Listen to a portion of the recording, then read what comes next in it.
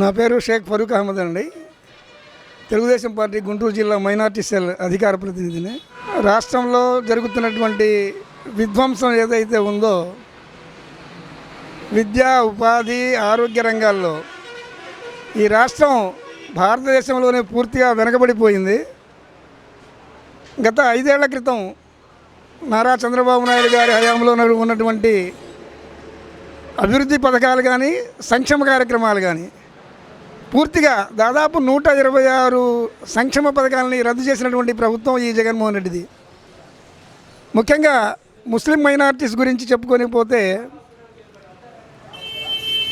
నిరుపేద మహిళల కుటుంబాల్లో ఆడబిడ్డ పెళ్లి చేయాలంటే వాళ్ళు చాలా ఇబ్బంది పడుతున్నారనే ఉద్దేశంతో చాలా ముందు చూపుతో 50,000 రూపాయల పథకాన్ని ప్రకటించినటువంటి ప్రభుత్వం ఏదైనా ఉందంటే అది తెలుగుదేశం ప్రభుత్వం భారతదేశంలో.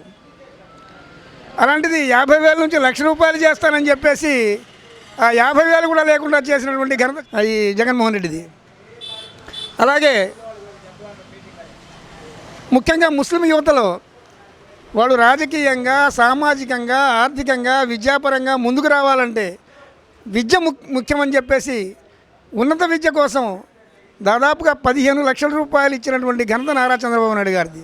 ఆ పథకాన్ని ఈయన రద్దు చేశాడు. మళ్ళీ పరమ పవిత్రమైనటువంటి మాసం రంజాన్ మాకు. ఆ రంజాన్ మాసంలో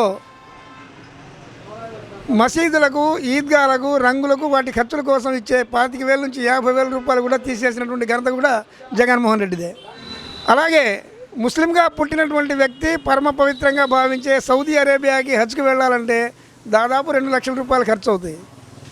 భారతదేశంలోనే ఏ ముఖ్యమంత్రి చేయనటువంటి ఒక వినూత్నమైనటువంటి కార్యక్రమాన్ని ఆ రోజు భారతీయ జనతా పార్టీ ప్రభుత్వం కేంద్రంలో ఉన్నా కూడా వాజ్పేయి గారికి నచ్చజెప్పి వారి సహకారంతో ముస్లిమ్స్కి పవిత్రమైన మంచి ప్రోగ్రాం అండిందని చెప్పేసి హజ్కు వెళ్ళేందుకు డబ్బులు ఇచ్చినటువంటి ఘనత ఫ్రీగా నారా చంద్రబాబు నాయుడు గారిది.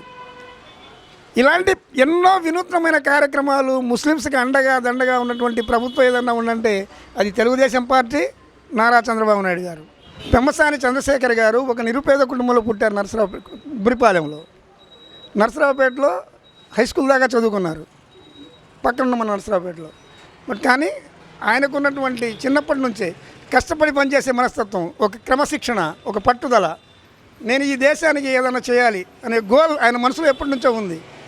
అలా ఆ గోల్ని మనసులో టార్గెట్గా పెట్టుకొని మంచి ఉన్నతమైనటువంటి గ్రూప్ 1లో మంచి సీట్స్ ర్యాంక్ సాధించి అమెరికా వెళ్ళి అక్కడ బాగా ఉన్నత విద్య అభ్యసించడమే కాకుండా ఆ దేశంలో పెట్టుబడులు పెట్టి రియల్ ఎస్టేట్ నుంచి ఇంకోటిగా ఇక్కడ మళ్ళీ నేను పుట్టిన ఊరికి, నేను పుట్టిన దేశానికి, నా ప్రాంతానికి మంచి చేయాలనే ఉద్దేశంతో ఒక మనసులో ఒక దీక్ష చేశారు. కాబట్టి ఈ ప్రాంతానికి తప్పనిసరిగా ఆయన వల్ల మేలు జరుగుతుంది.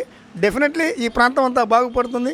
ముఖ్యంగా రైతాంగం పట్ల ఆయనకున్నటువంటి ప్రేమ అపారమైనటువంటి, రైతన్న కష్టాలు చూశారు దగ్గరుండి. కాబట్టి రైతన్నలకు మేలు చేయాలి, యువతకు మేలు చేయాలి, మహిళలకు మేలు చేయాలని చెప్పి ఉద్దేశంతో ఆయన తప్పనిసరిగా కష్టపడి పనిచేస్తున్నారు. మంచి విజయాన్ని సాధిస్తారు.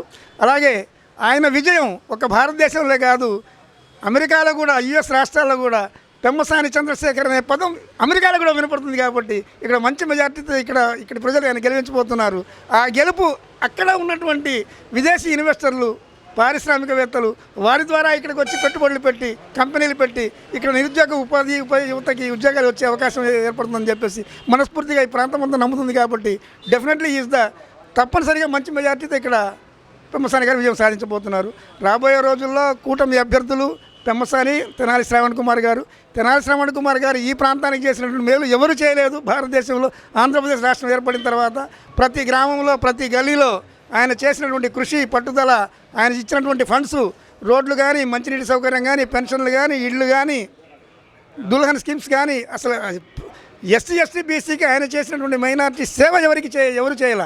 తెనాలి శ్రావణ్ కుమార్ గారు పెమ్మసాని తోడయ్యారు. ఈ ఇద్దరి కలయికలో ఈ ప్రాంతం రాజధాని ముందు దేవతల రాజధాని అమరావతి ఆ రోజు మనం ఎట్లా అయితే చదువుకున్నామో అది కళ్ళకు కట్టినట్టుగా ఈరోజు చూస్తాం.